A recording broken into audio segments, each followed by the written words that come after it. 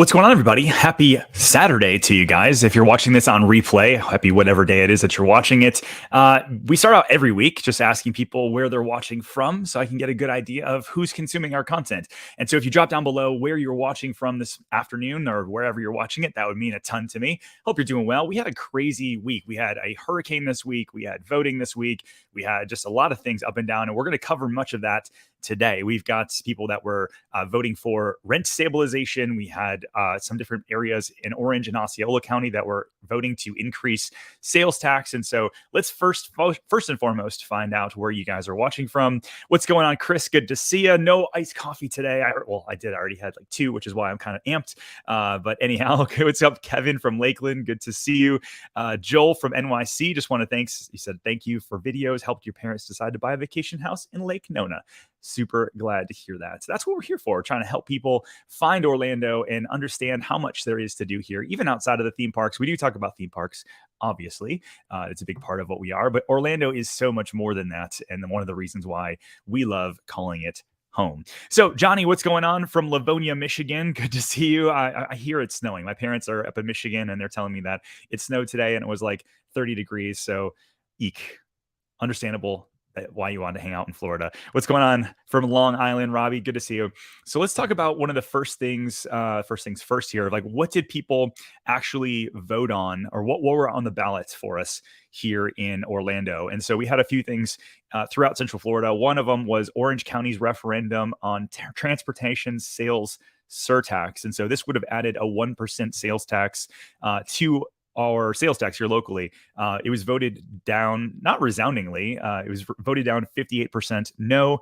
And then if you look down in Osceola County, they actually voted for it to say yes. This was actually a bit different, though, because Osceola County, you can see 1 cent sales tax measure passes in Osceola County. So you think it's interesting, like, wait a minute, were they, is this new or is this old? It was actually already been there. It's already 7.5%. It's going to stay 7.5% in Osceola County. And now through 2025, it's going to be part of what they're doing there. So it's interesting. Osceola County is experiencing a ton of growth along with Orange County because they're right next to each other, kind of work hand in hand one another. And it's interesting to see that it passed it resoundingly in Osceola County, but failed in Orange County. And so they're going to have to look at Orange County and say, okay, where can they start bringing some other funds in? Do they need to raise sales tax? What do they need to do outside of sales tax, rather, in order to start improving our roads more? Because that's really what the 1% was supposed to be for. And so interesting. The other thing that was on there was the rent stabilization, as I mentioned. And that's a big one for Orange County, because Orange County had this massive jump in values, as everywhere did in the country, for real estate values and rent values. And so pricing, just people getting priced out left and right. And so the whole idea was, let's vote for rent stabilization here in Orlando or in Orange County. And that was passed in Orange County, that rent stabilization would be a thing. But here's a few things to know about rent stabilization and what that means for people here in Orlando. So it says, this is a story from September 15th. The judge rules that Orange County rent control ordinance can stay on the ballot. And like, why is that an actual thing? Well, in the state of Florida, they actually have it to where you can't vote or you can't have rent stabilization other than a couple different reasons.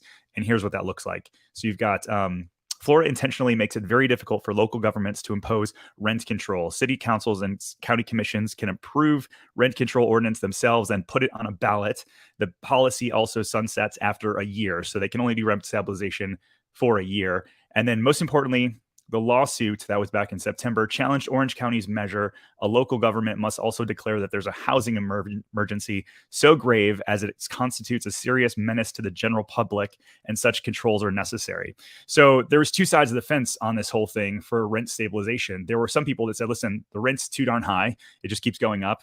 But then also, if you start hampering a developer's willingness to go invest back into Orange County, that actually brings down the overall supply of available apartments and rentals. And so maybe that actually makes it even more difficult for people trying to rent, obviously balance of supply and demand. So rent stabilization was actually approved, but it can still go to a higher court and get knocked out, essentially. So it's kind of a little bit of a tumultuous, weird thing here in Orlando. Some people are obviously for it. Some people are against it. Let me know what you think down below.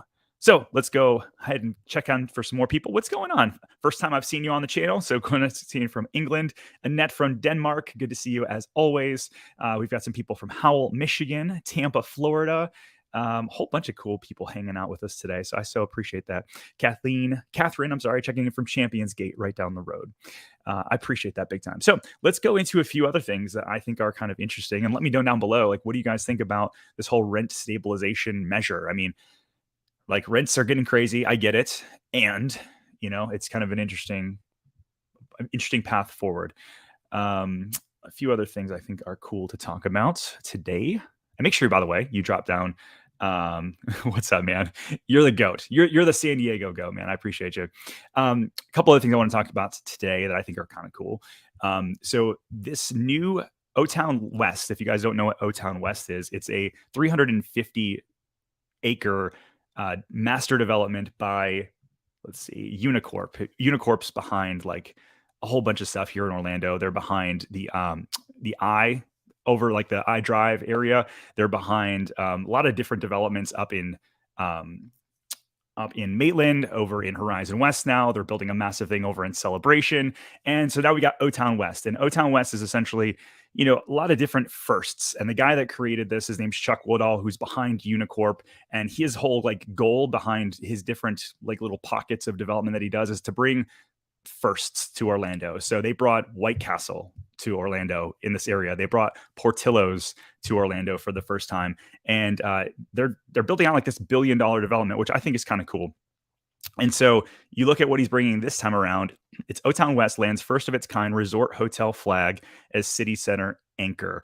And so essentially the Tao Group, which is a restaurant group, they're going to be creating an entire hotel that's going to be a very high-end 5-star experience with kind of an Asian flair. This is one of their ones in Hollywood that they've already built. And so to kind of see this concept come to Orlando, I think is very validating for what's going on here. We have a lot of different restaurants and different hotel chains coming. We got the Conrad coming. We've got a lot more. There's 2 JWs already, but there's another one coming in downtown Orlando. And to so see some of these places that are typically more like Vegas, Miami, New York, kind of like really high-end places coming to Orlando, I think says a lot. When you look at the amount of tourism we have and the sort of investments in our area, I think this is good. If you live here, you're just going to have another amenity to be able to really enjoy. If you are looking to move here, that's obviously great. Or if you're just visiting, I think it's just great for everybody. So let's see. You guys are checking in from all over.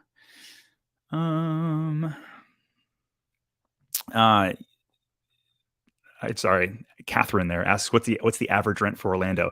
So it depends, but I was looking at the average rental for an apartment. It's just now over $2,000, so it jumped up significantly. I believe it was $1,300 4 years ago. So massive increase in a very short period of time. Johnny says the price controls never work. Trust the free market. Yeah, I'm more of a free market guy personally. I mean, I think that they're, especially because they're temporary measures. Like if you do a rent control, it's good for a year. Might not even see actually a massive effect for most people in that year period. I think what they need to do, and then Seminole County is actually doing a really good job in this, in that they're partnering with developers to say, hey, how can we get you guys to do more business here quicker, and not so much skirt the whole process of making things safe, but get through the permitting process a little bit faster, because many of these buildings take years and years and years just to get through the development and permitting phase, and then another year or two to build. And then, so we need to catch up with more supply. And so I think that government partnerships with the private sector to be able to create more apartments, more housing for people to be able to live in, is going to bring the prices down. And that's, I think, the best measure, in my opinion. So we shall see. What's going on from North Lake Park, Lake Nona? Good to see you. I saw your comment. You're absolutely right. North Lake Park is part of Lake Nona. You're absolutely right. The other stuff I was talking about north of Narcoossee, across the road in 32832, that's the part that I was saying was not part of Lake Nona. So just a little clarifications for you. Yeah, rents are crazy right now. Amy. I mean, rents are significantly more than a mortgage. And if you look at mortgage rates this week, if many of you didn't know, mortgage rates actually came down a little tick this week. The CPI came out, the Consumer Price Index, and it was actually favorable compared to what most people anticipated, which causes mortgage rates to kind of start coming down. So rates were running in the sevens or so last week. And then this week, they're kind of like in the mid sixes. So depending on the mortgage product you're going to get, whether that's a 30-year, 15-year, 10-year ARM, any of those kind of things, you're back in the sixes, which is good. I think that if we can trend back down into the fives, the real estate market will continue to do really well. What's going on, Mike Reese from Nashville? Good to see you, my friend. All right, so let's see. Mess says, I moved to Orlando in 2012. Orlando has changed so much after Hurricane Irma with the influx of PR residents. I believe 2 million people moved to Florida after Irma. Yeah, there's a ton of people moving here. And it's funny because you have people from all over, literally all over the world moving to Orlando, and people from all over Florida are moving inland. The more hurricanes we have, I have a lot of clients calling us from the southwest area of Orlando that's moving towards Orlando just to be, the southwest area of Florida that's moving to Orlando just to be more inland. You're still an hour to a beach either way, right? You might not live in a beach community, but you're still pretty close and you're a little bit more insulated from hurricanes. So that being said, Hurricane Nicole came through. I think, some people lost power, not anywhere near as bad as Ian, that's for sure. Well, man, AK, I appreciate you checking in on the channel. So thanks so much for saying hi. Sorry, I missed a bunch of questions that popped up through here. Yeah, Nicholas is an interesting comment. So it seems like every day I'm hearing about layoffs for mortgage lending companies. Your thoughts on how bad it will get? Yeah, so here's an interesting comment. So Wells Fargo mentioned that they had like 90% drop in overall new mortgage applications last month. And so you have to remember that like half of any mortgage company's business is refinances. So nobody's refinancing right now. If you have a 3% interest rate or 4 or 5% interest rate, you're not refinancing for a 7% interest rate. So literally 50% of their business gone. So all of those people that worked in there, the people that did the underwriting, the people that did appraisals, all of that stuff, that business for refinances, gone. And then you look at the overall just market in general, that last 50% of overall people, the demand there is significantly less. So actually, this is a good spot to pop in and talk a little bit about an Orlando market update now that you bring it up, Nicholas. So here's what's going on in Orlando. These are actually MLS stats. I'll share kind of like the way that I used to do it, but this is a good little article here to share. So average listings or active listings were up 4% over September, but they're up 75% from October of last year. Now, we were anemic in terms of new listings last year. That's why everything was going through the roof. Again, back to supply and demand. You have a lot less houses for sale. You're going to have prices go through the roof. New listings, though, were down over September and significantly down October last year. But here's the ones I think to me, the most impressive things to look at is the active days on market is still only 29 days. So on average, it's taking people about a month to sell their house instead of 2 days with 42 offers. That's a good, healthy thing. And then I think the average sales price, this is another really kind of crazy thing if you look here. So 3% increase over September of last year, or September of this year, rather. And 16% over October of 2021. So things are still, on the whole, really strong for our market. There are some pockets that are starting to see price reductions, and you're starting to see some prices start coming down. I think if you look at some of the new construction areas that have predominantly new construction, you've got a lot of builders offering incentives to bring people back to the table, and then doing 2-1 buy downs to get those interest rates down. So overall, I think our prices over the past 90 days have come down roughly 1% as Orlando as a whole. But when you're looking at these stats for the MLS wide, average sales price actually went up 3% month over month, which is just a weird thing. Like you think about what Nicholas mentioned, hey, I'm seeing a lot of mortgage layoffs and all this kind of stuff. I definitely see it. It's not the market that we were in 6 months ago. I'm definitely not saying that, but it's just not as bad here as it may be some other areas of the country. And if that changes, I'll let you know. But currently, that's what we're seeing. I think this is an interesting thing. When you look at Orlando on the world stage, I think this is really cool. So U.S. marathon trials for 2024 Olympics will be run in Orlando. And so they're going to be setting up a whole thing downtown. I think this is great. The fact that just, again, Orlando on the world stage, anytime that happens, anytime we get eyeballs on how amazing our city is, the better. And so 2024, we've got the Olympics trials coming here. From what I'm hearing, and I'm a runner, I love running. I'm doing a marathon in January. I've got a couple half marathons later this year. And so they're actually going to let the people who the whole race track, they're going to set up something after the trials are done to allow runner enthusiasts to run it after the trials, which I'm kind of excited about. But I'm hoping that more and more of the Olympic stuff starts coming to Orlando. The more that we see, the better. Amy says, my interest rate is 15% at 2.85. You won't see that again. Yeah, I don't think we're ever going to see the twos again. And so what's going to happen, Amy, is people like you are going to hang on to that house. Like if like I've got like we have our house here, we got a 2.5% interest rate at this point. I'll probably never sell this house. I'll pay it off.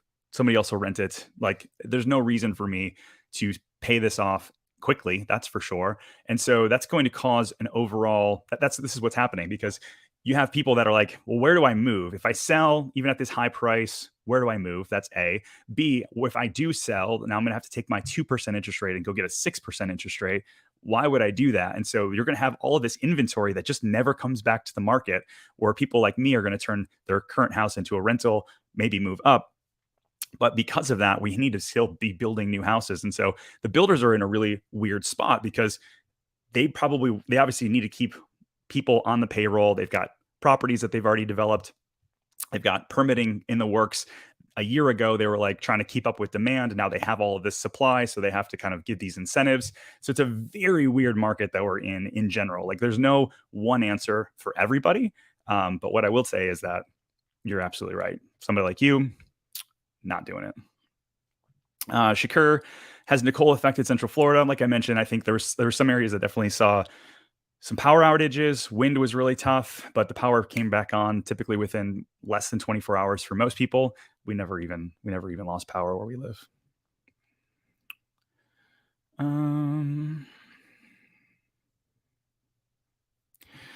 Would you lock in an interest rate if you plan to move within the next year? I mean, it really depends. If you're talking about, would you lock in an interest rate if you plan to move in the next year? Give me a little bit more context. I guess I don't understand your question super well. But for me, it's like, if you're thinking about, like, are you in new construction? Are you trying to lock now so that in 90 days you have an interest rate that you know where you're at? Just let me know.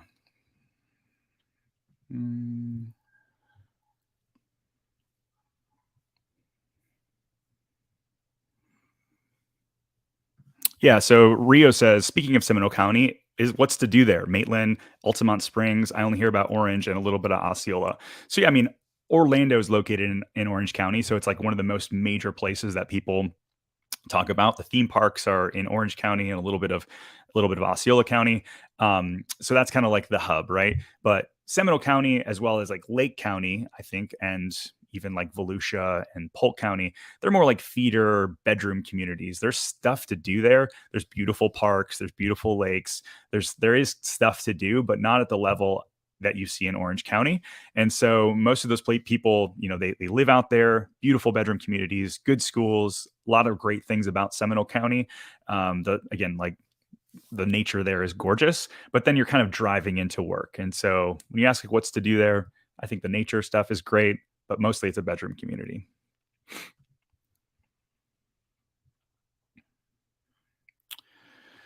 What areas do you recommend for vacation home less than 30 minutes to Walt Disney World? I've been looking at Horizon West and Windermere, but not inventory in the 550 range. Don't want a short-term rental. So if you're 550, I think you got to look at Claremont. I think that if you want to be close, Claremont's 30 minutes from there. There's really no short-term rentals there, but you can get something new in the 500s, which is great. Trying to think of what else. Something that if you're looking for newer. I mean, Horizon West and Windermere are kind of the de facto non-short-term rental places that people love to live in if they want to be close to Disney. Somebody else mentioned earlier that their parents bought over in Lake Nona. That's about 35 minutes from Disney, but a great area, but it's going to definitely be a bit more expensive. So I'm a big fan of Claremont right now. I think that for exactly what you're asking for, it's well-priced, good value, close to Disney, newer construction, a lot of like upside for what they're doing with Wellness Way and all the sports stuff that's going on out there. So that's what I would think about if I were you. Um, any new 55 and older communities near Disney. So you've got the Oasis by Pulte, that's over in Horizon West. You've got Four Seasons, not like the actual Four Seasons, but it's called Four Seasons, which is right in Kissimmee over by Margaritaville. Those are like the two like hotness, if you will. And then over in Sunbridge, which is like right next to Lake Nona over in like the St. Cloud area, Sunbridge, they have a Pulte Del Webb community over there as well. So I think those are like your three great options if you're looking to be roughly within 30 minutes of Disney. Yo yo yo says watch another YouTube agent on the West Coast and was getting an 8% 30-year FICO, 820 plus. Yeah. Yeah. I mean, so that's the thing. If it depends on it depends on the product that you're looking for. If you're looking for, it just depends on the mortgage product. But right now, things are back in the sixes. At least this week, we'll see kind of how things shake out.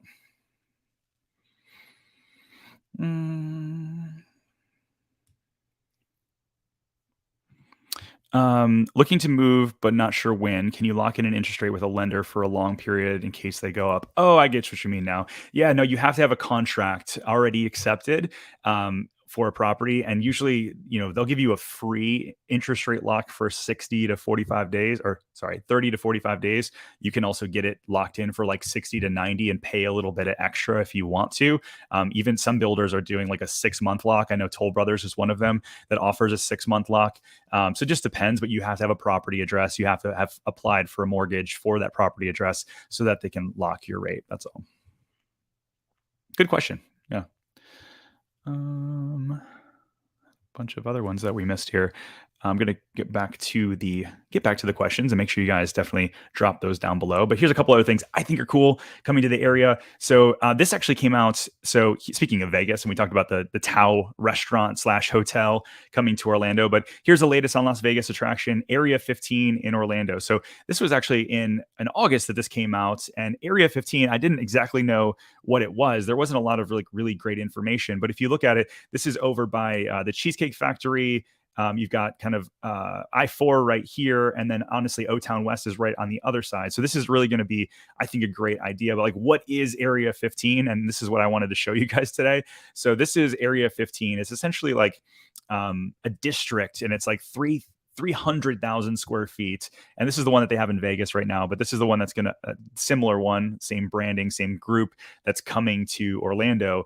And they're basically these immersive experiences inside of this area. And so there's constantly changing. And I feel like they use it as more like an event space than a static piece. And so it's just really interesting to me. Nightmare Before Christmas, they've got this movie thing. Let me show you this real quick. Oops. Back. Immersive experiences where you've got like the movies all around you. I think it's very cool. In Vegas, they had over 2 million people come through in 2021. Ton of people come through. And I think that as Orlando is known for theme parks, it's also going to be known for, in my opinion, as more and more experiences. So when you have the great hotels, the great golf courses, the cool stuff like this, I think that they're leveling up. I'm not going to I would never make fun of like Fun Spot or any of the other places, but some of them feel a little like old Florida. And I feel like Orlando's got this sort of new experience, kind of new higher end experiences that they're going to try to broadly appeal for everybody. Like I feel like everybody's budget needs to be able to be in consideration, which that's why like a Fun Spot or any of these other places still exist and do really, really well. But what about the people that are looking to spend maybe even a little bit more money, that they're just kind of maybe tired of going to Disney all the time? They want something new. This is something that I think is very cool for our area. Speaking of Disney and Universal and all that good stuff, though, we have Epic Universe Orlando, new Florida theme park, is on schedule for open of summer 25. So we're still a few years away from this. I mean, but I think this is an important piece because one of the questions that I get asked often is, how's it going along? Do we have an opening date? Well, they had an earnings call, a Q3 earnings call for Comcast, who owns Universal. And basically they had said that they plan on opening summer of 25 and that everything's moving along really well. They didn't confirm anything other than the fact that it's going to be venture beyond your wildest imagination, traveling into beloved stories through vibrant lands, which sounds just very like la la la. I want to see what's going to happen. I want to see some actual like mock-ups of what's going to happen. But I was very excited to see that 2025 instead of 26 and beyond. I don't know. What do you guys think? Let me know. You said you said I think it was already snowing in Michigan. You know this. You know this already. Um, with Florida weather, is land home manufacturer home worth it or regular brick and mortar home? Land home with wet Florida weather is land home manufactured home. Oh, worth it. There's a lot of manufactured homes here. Like it's not something that we see a ton of. But I think if you have the tie downs and some other stuff, I mean, obviously a brick and mortar house is going to withstand the weather better than anything else. That being said, we do have some manufactured communities. Can Sunbridge really be another Lake Nona? If so, that would be another cool area to enjoy. So we are Wade. I think that it's going to be much more neighborhood esque and less like jobs driven. You have so much with Medical City and everything going on with Lake Nona that's like more of a job hub that happens to have real estate. Whereas Sunbridge is going to be mostly real estate, people living there with some cool amenities. So that's really what Sunbridge is set up to be. That being said, with the marina and the shops around there, I think it's going to be an amazing neighborhood. I'm very excited to see it develop myself for sure. Let's see. I had a couple other questions that dropped in. Ba-ba-da-ba-ba-ba-ba.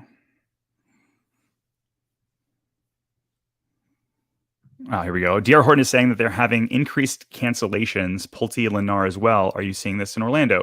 Yeah, I think. Well, Kay, what's going on with builders in general right now is you have a lot of people that got approved for a 3% mortgage or a 4% mortgage and said now they can't afford a 7% mortgage. So what we're telling clients to do is look at a 2-1 buy down to where you basically have the builder and or the seller pay for some of your closing costs to buy your rate down for like 2 years, or consider like a 5-1 arm. So you lock in your interest rate for the next 5 years and then, hopefully refinance as rates drop. And so, but if people can't do that or builders aren't willing to do it, although more and more are starting to be willing to invest back into the buyer to keep them in the contract. That being said, if they're not, then buyers are bouncing. What's interesting though is some builders are keeping deposits and saying like, forget it, fine. If you don't want to close, that's okay. I'm going to keep your deposit. Other ones are saying we'll split it 50-50. Other ones we've heard like MI Homes, there's a neighborhood here in Winter Garden. They said, hey, listen, we're going to let you out of this contract, but we're keeping your deposit, but we'll let you use it on another house within a year if you buy with us within a year. So like, there's just a lot of stuff going on. Like that's what I'm trying to say on any of my videos, that there's like no one answer, because every builder is different, every seller situation is different, every buyer situation is different. But I would tell you it's very interesting as a buyer because interest rates are high, but you have so much more leverage today than you did 6 months ago. You can actually get closing costs taken care of. You can get something under asking. There's so many positives, I think, in the market that it's not all gloom and doom. But you got to be right for you in your house.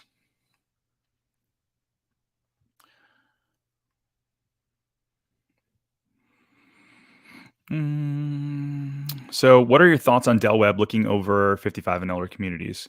My thoughts on Del Webb looking at over 55. I mean, Del Webb it's a Pulte product. So it's a Pulte home, but it's their 55 and older community. And so I think that some of them are rather expensive. They do come with amazing amenities, and you have to just kind of like weigh it. How important is it to be in a 55 and older community for you? And then decide, is that extra price that you're going to pay worth the value? For some people, it's paramount. They don't want kids running around. They want other people in their stage of life very similarly to them living in the neighborhood. There's reasons why these 55 and older communities are very, very popular. But I will tell you, Del Webb comes with a premium. And so just something you need to think about. HQB, new to the whole home buying process. How much cash do you typically need to start home buying process? So to start the process, you start with a mortgage company, and it depends on the price point you're looking at. If you're a first-time home buyer and your first-time home buyer price bracket, you can get into an FHA mortgage for 3.5% down. So $300,000 house, $400,000 house, which was the average, you're looking at $12,000 to $15,000 for your down payment. Now, many sellers in today's market are willing to give you guys some closing costs, because you need your down payment and your closing costs. Your closing costs are going to be roughly 2.5% to 3% as well. So down payment and closing costs together, all in 6 to 7% if you're in that range. So hopefully some of that gets taken care of by the seller or the builder, and then you're taken care of by your down payment. So many people think you need 10, 20% down. Not the case. So something to think about. Hey, what's going on from Lake Nona? Good to see you. What do you think about giving up a 2.7% rate to live in Florida from Michigan? We would want to get there for new jobs, but not lined up. I mean, here's the thing: it's a lifestyle move at that point. Like I would consider keeping that house up there if you can, and buying something here if you have the money. If you need the money from that house, well, then you have no choice to sell that house, take that money, move here, upgrade your life. You've got like no state income tax. You got a lot of things when you think about quality of life. I wish everything was like ones and zeros, black and white, perfect situation. But you got to do what's right for you. And if living in Florida is important, then you got to trade up. All right. I think I had a couple more things, and then we're gonna wrap up.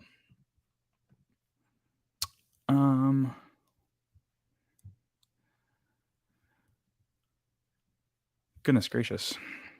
I just missed a whole swath of things coming in.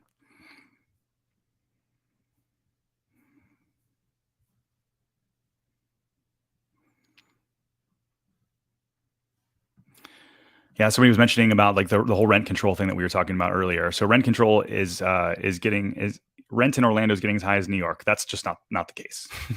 You can't find anything in New York and in any like areas that I've been looking for anywhere near $2,000 a month. So slightly different, but it is what it is. Goodness gracious. All right. So anyhow, this is a good question. So, can I move my homestead exemption to the homes with the most taxed home? You have to live there. You have to prove to the county that you live there one way or the other. So, if you don't know what a homestead exemption tax is, you have here locally the homestead exemption. You got $50,000 off of your assessed value. Homestead. Sorry, there's other thing passed here locally as well. Florida. Right. So if you have the place that you live, you actually get a discount on your taxes because you are living in Florida and it's your primary residence. So I have multiple homes, and typically you want the homestead off of your most expensive one, but you have to prove and live there. If you don't, they can always back measure you and recharge you if they find out. Here we go. This is another one. There was another one that came out here this past week around that I have actually, let me see, 3 days ago. Property tax cuts. Florida's yeah, so basically we had another homestead exemption. There was going to be like a hometown heroes exemption that I'm looking to see if it actually went through or not. That was actually the last one that I thought was really important. So the exemption would apply to the value of their homes between $100,000 and $150,000, and it wouldn't take off any school district tax. Amendment 3 fell short of the margin needed for passage on 11 p.m. So basically, they were adding on, if you were like a teacher, a nurse, a firefighter, a police officer, they were going to give you a second homestead exemption, and it looks like it didn't actually pass. So that's a big one. I feel like, people, they're not raising teacher salaries as quickly as they probably should with inflation here locally. And so giving people some sort of reprieve, I think, is a good thing. But unfortunately, it didn't look like it passed, which is kind of a bummer. But anyways, I'm wrapping up today. I hope you guys are amazing and well wherever you're at. If you don't mind hitting the like button if you're watching this live, and if you haven't subscribed already, I'd appreciate it if you do that. We're putting out videos every single week around real estate, theme parks, living in Orlando. On Tuesday, I've got a video coming out that's going to be my favorite 4 Airbnb neighborhoods if you're looking to purchase or just have a good time here in Orlando. But that's coming out on Tuesday, and lots more to come. So thank you so much for watching. See you soon.